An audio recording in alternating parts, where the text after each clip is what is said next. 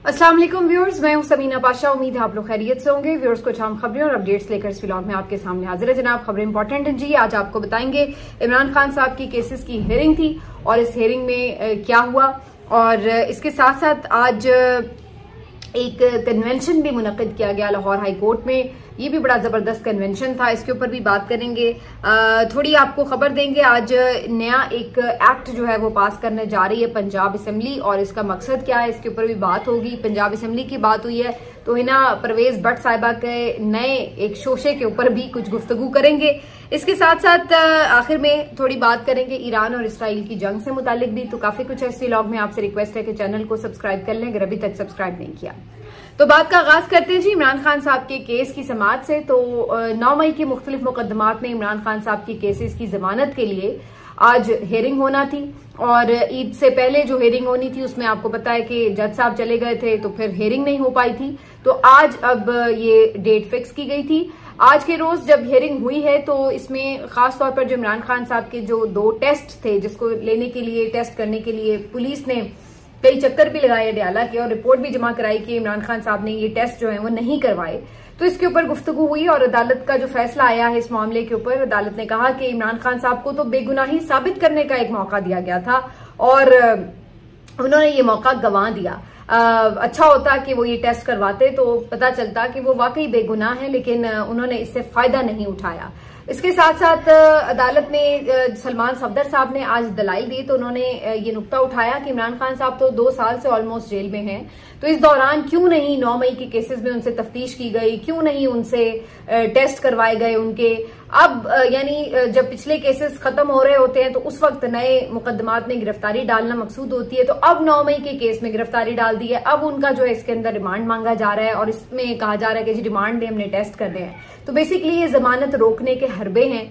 सलमान सफदर साहब ने बताया कि यूं भी ये बताया जा चुका है मुख्तलिफ सुप्रीम कोर्ट के, हाई कोर्ट्स के फैसलों में कि अगर एक टाइप का जुर्म हो, एक टाइप के मुकदमे हो, तो एक मुकदमे में गिरफ्तारी, तमाम मुकदमात में गिरफ्तारी तस्वुर की जाती है। और इमरान खान साहब तो मौके पर मौजूद भी नहीं थे, इसके बावजूद उनके हवाले से इस तरह इतने देर बाद मुकदमात बनाना, उसमें उनकी गिरफ्तारी डालना, ये बिल्कुल एक पॉलिटिकल विक्टिमाइजेशन के अलावा कुछ नहीं नजर आता। तो सलमान सफदर साहब के दलाइल आज जबरदस्त थे जी, जारी रहे, लेकिन इस केस की जो समाअत है वो कल तक के लिए मुलतवी कर दी गई है। आज जमानत की दरख्वास्तों पर कोई फैसला भी नहीं हुआ, तो देखते हैं कि कल इसमें क्या सूरत हाल होती है।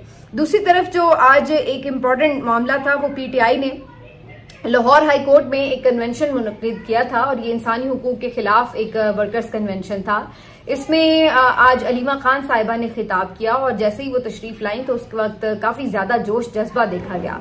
वजीर आजम इमरान खान के नारे लगना शुरू हो गए और ओवरऑल बड़ा एक जोशीला सा माहौल जो था वो नजर आ रहा था। हॉल भी काफी भरा हुआ था वर्कर्स से, और चूंकि ये हाई कोर्ट के अंदर था तो यहाँ पर कोई उस तरह से पुलिस ने आके धावा भी नहीं बोला, और ये एक यानी पुरअमन माहौल में जो वर्कर्स कन्वेंशन था ये मुनक्किद हो गया। अदरवाइज अगर ये कहीं बाहर करें तो आपको पता ही है कि फिर पुलिस वहां जरूर आ जाती है तंग करने के लिए। अभी कल परसों भी मैं देख रही थी ये खबर के समड़ियाल इलेक्शन के बाद एक इकट्ठ किया गया वर्कर्स का, उन्हें खराज तहसीन पेश करने के लिए कि जी उन्होंने जो एफर्ट की सारी ज़िमनी इलेक्शन की कैंपेन के दौरान, तो उस दौरान भी इवन वो शादी हॉल के बाहर कहीं पे ये मुनक्किद किया गया था और वहां पे भी पुलिस पहुंच गई, जो कि एक नॉर्मल सा वर्कर्स कन्वेंशन था, खराज तहसीन, खाना वाना खिला दो वर्कर्स को, इस टाइप की कोई एक गैदरिंग थी, लेकिन इसके बावजूद भी ये सूरत हाल है। तो अभी भी पंजाब में यही मामला है पीटीआई के लिए कि यहाँ पर उन्हें कोई सियासी सरगर्मियां करने की इजाजत नहीं होती, और अगर की जाए तो पुलिस जाहिर उन्हें परेशान करती है। अलबत्ता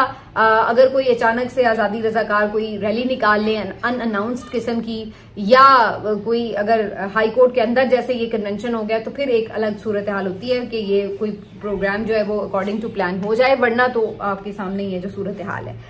अच्छा जी, जो इसमें आज पंजाब असेंबली है वहां पर एक बजट इजलास जारी है जब मैं ये रिकॉर्डिंग कर रही हूं, और जब तक आप देख रहे होंगे तो खत्म हो चुका होगा। बजट तकरीर की जा रही है। खबर यही है कि पंजाब का जो बजट है वो टैक्स फ्री बजट पेश किया जा रहा है, और जी बड़ी इसमें बताया जा रहा है कि इनकलाबी किस्म के इकदाम होंगे, लेकिन हकीकत ये है कि अगर पैसों के हिसाब से एवेल्युएशन की जाए तो जो पंजाब की पिछली परफॉर्मेंस थी उसमें यही एक सूबा था जो कि बहुत ज्यादा खसारे में था। तो इन्होंने बड़ी मुश्किल से इधर उधर बजट के जो रद्देमल वो क्या कहते हैं हेरा फेरी करके इधर से उधर करके एलोकेशंस को तो बड़ी मुश्किल से उसको सरप्लस दिखाने की कोशिश की थी। लेकिन बहरहाल आज ये बजट जो है वो पेश किया जा रहा है और इस मौके पे मरीम नवाज साहिबा भी 1 साल के बाद असेंबली तशरीफ लाई हैं। तो इस मौके पे आप ये कह सकते हैं कि वो भी अपने पुरखों के ऐन रिवायत के मुताबिक सिर्फ असेंबली इजलास में उसी वक्त आती हैं जब कोई बजट इजलास होता है या कोई किसी यानी आप कह लें कि बहुत ही गैर मामूली नौयत की कोई कानून साजी हो, जैसे कि कोई अभी आपने पिछले दिनों देखा 26वीं तरमीम की थी तो नवाज शरीफ साहब आ गए थे, अदरवाइज वो भी तशरीफ नहीं लाते। शहबाज शरीफ साहब भी कभी असेंबली नहीं आते थे और अब नवाज शरीफ साहिबा की साहबजादी मरीम नवाज साहिबा भी असेंबली को इस काबिल नहीं समझती कि यहाँ पर आएं और रेगुलर कोई विजिट रखें। तो बहरहाल आज तशरीफ ले आई हैं, आज खूब पीटीआई वालों ने एहतजाज वगैरह भी किया, बड़े नारेबाजी भी की है। लेकिन ये तो अब जिस तरह वो कहते हैं कि एक रूटीन का मैटर है, इससे ना उन्हें फर्क पड़ रहा होता है जिनके खिलाफ एहतजाज हो, ना उनको फर्क पड़ रहा होता है जो एहतजाज कर रहे होते हैं। वो एक पता होता है कि इसी तरह की माहौल में होना है सब कुछ। बहरहाल इस सारे के दौरान जो एक अहम खबर आई है वो ये भी है कि पाकिस्तान तहरीक इंसाफ ने बजट के मामले के ऊपर वफाकी सतह पर पीपल्स पार्टी से राब्ता किया है। अब ये दिलचस्प बात इसलिए है क्योंकि पीपल्स पार्टी को एक्सपोज करने का एक मौका मिलेगा। उसकी वजह क्या है वो मैं अभी आपको बताती हूँ। तो पीपल्स पार्टी जो है बजट के ऊपर काफी तनकीद करती है, आपको नजर आ रही है टीवी टॉक शोज में, असेंबली की तकरीरों में। मैं आज खुर्शीद शाह साहब का भी बयान देख रही थी, उसमें भी वो कह रहे थे कि जी मैंने 35 साल से बजट पेश होते देखे हैं लेकिन इतना बुरा बजट मैंने कभी नहीं देखा जिसमें नौजवानों के लिए, किसानों के लिए, किसी भी तबके के लिए, मुलाजमीन के लिए कुछ भी नहीं है और बहुत मायूस कुन बजट है। इसी तरह से जो नवीद कमर साहब हैं और जो और पीपल्स पार्टी के रहनुमा हैं इन्होंने भी काफी तनकीदी किस्म की तकारीर की हैं और बजट को ठीक ठाक तनकीद का निशाना बनाया है। और ये हमेशा बनाते हैं लेकिन उसके बाद जाके बजट में आपको पता है वोट करके उसे पास भी करा देते हैं। तो इस दफा भी यही एक्सपेक्टेड है, इन्होंने यही करना है, जाके वोट भी देंगे और साथ साथ बजट पे तकरीरें भी करेंगे। नदीम अफजल चंद साहब भी हमेशा तनकीद करते हैं। तो अब पीटीआई ने क्या किया है कि असद कैसर साहब ने राजा परवेज अशरफ साहब से राब्ता किया है और उन्होंने कन्विंस करने की कोशिश की है कि आप इस बजट में वोट ना करें और इस बजट को पास ना होने दें।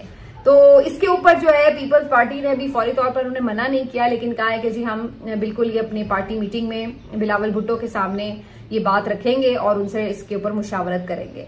तो अब अगर कोई ये सोच रहा है कि ये जो पीटीआई की तरफ से एक पत्ता फेंका गया उसको पीपल्स पार्टी वैसे ही रिस्पॉन्ड करेगी, तो ऐसा कुछ नहीं है। पीपल्स पार्टी इस बजट के लिए वोट देगी, उसके बाद आके कहेगी कि देखिए हमने तो मुल्क को बहरान से बचाने के लिए बजट दिया है, बजट को वोट दिया है, क्योंकि अगर हम बजट में वोट ना देते तो हुकूमत गिर जाती और जमहूरियत को खतरा लाहक हो जाता, एक बहुत ही कॉम्प्लेक्स सिचुएशन बन जाती। तो वो हमेशा की तरह इस तरह बातों की पन्नियां लेकर आ जाएंगे और अपनी इस हरकत के ऊपर जो ये वोट करने की देंगे उसके ऊपर उसको कवर चढ़ाएंगे। लेकिन इनकी इतनी जरूरत नहीं है कि ये अपनी मर्जी से वोट करें या ना करें इसका फैसला कर सकें। सबको पता है कि इनकी डोरें भी वहीं से हिलती हैं जहां से इस वक्त पीएमएलएन की हिल रही हैं और इन सबको इकट्ठा बिठाया भी उसी डोर में हुआ है। और जब वो कहेंगे कि भाई बजट को वोट नहीं देना तो वो नहीं देंगे, लेकिन अगर उन्होंने ये कहा हुआ है कि फिलहाल हुकूमत भी ऐसे ही चलनी है, इसमें बजट को वोट भी देना है और आप भी इसमें अपने जो मुतल्लिका हिस्से हैं वो साथ साथ शेयर करते रहें, तो वो भी साथ साथ अपना सिलसिला जारी रहेगा। तो बहरहाल पीटीआई की तरफ से एक आप ये कह सकते हैं अच्छा उन्होंने प्ले किया है। अब इसमें यह कि कम से कम अच्छी तरह इन्हें टॉक शोज में बैठ के एक्सपोज कर सकेंगे कि जनाब अगर आपको इतना ही बजट पे एतराज था, इतनी तनकीद आप कर रहे हैं और जेन्युइन कर रहे होते, अगर दिखाने के लिए सिर्फ ना कर रहे होते तो फिर वोट ना करते ना। जब वोट कर लिया तो फिर फायदा क्या हुआ कि आप आके बाहर शोर भी मचाएं। तो मुनाफिकत की अजीम तरीन शक्ल है कि आप बाहर आए और आके कहें कि जी बड़ा बुरा बजट है और अंदर जाके उसी बजट को जो है वो वोट भी दे के आ जाए। तो ये एक बहरहाल राब्ता जरूर हुआ है। अलबत्ता अगर ऐसा, वैसे तो इसका कोई इम्कान नहीं कि पीपल्स पार्टी वोट ना करे, लेकिन अगर नहीं होता तो ये पीएमएलएन के लिए काफी सीरियस सिचुएशन हो जाती, क्योंकि उस सूरत में फिर इसका मतलब ये होता कि उनके पास अक्सरियत नहीं रही और फिर इसका मतलब ये होता कि उन्हें एतमाद के वोट की जरूरत पड़ सकती थी और हुकूमत को खतरा लाहक हो सकता था। लेकिन मुझे भी पता है और आपको भी पता है कि फिलहाल वहां पे जो सिचुएशन है जाती नजर नहीं आ रही।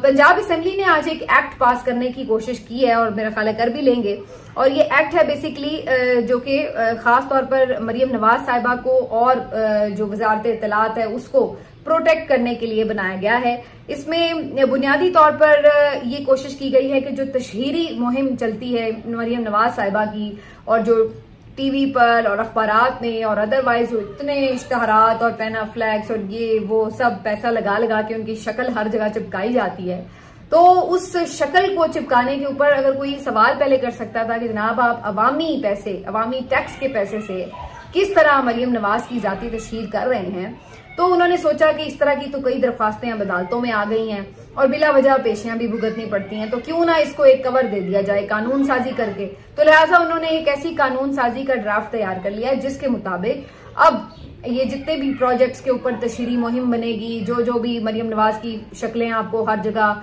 नजर आएंगी, चाहे आपको अच्छी लगे या ना लगे, लेकिन जिस जगह भी नजर आएगी तो आप इवन उसको चैलेंज भी नहीं कर सकते कि जनाब ये क्यों इनकी शक्ल हर जगह में देखनी पड़ी जबकि हम नहीं देखना चाहते। तो उसकी वजह यह है कि वो अब कानून साजी कर दी जाएगी कि जनाब कोई पूछ ही नहीं सकता, पब्लिक से ये इख्तियार ही ले लिया जाएगा कि जी आप जाके चैलेंज ही नहीं कर सकते अदालत में कि जनाब मरियम नवाज साहिबा अपने जाती तशहीर के ऊपर ये इतना पैसा क्यों खर्च कर रही हैं और कितना पैसा खर्च कर रही हैं, इसकी मालूमात भी दे दी जाएं और इससे अदालत को उन्हें रोकने का हुक्म दे। तो अब ये जो इख्तियार है शहरियों से ले लिया गया है। अलबत्ता कोई एक ऐसी छोटी मोटी सरकारी अफसर की कोई कमेटी बना दी जाएगी और कहा जाएगा जी इनसे जाके पूछ लें, तो वो तो पहले ही उनके मातहत होंगे हुकूमत के, तो वो क्या आपको कहेंगे कि हाँ जी हम इसके खिलाफ कार्रवाई करेंगे, तो जाहिर सी बात है वो तो नहीं करेंगे। तो इस तरीके से बेसिकली इसको एक वैसे भी इसमें बड़े बड़े घपले भी होते हैं, बड़ी बड़ी करप्शंस भी होती हैं, ये जो इश्तिहारी मुहिम होती है तो उसको भी एक प्रोटेक्शन मिल जाती है कि उसके पीछे कोई कितना मर्जी पैसा बना ले और कोई किसी को पूछ भी ना सके। तो ये जो है जी अवामी आगाही और मालूमात एक्ट 2025 जो है वो आज उसको किसी तरह भी पास करवाने की कोशिश की जाएगी।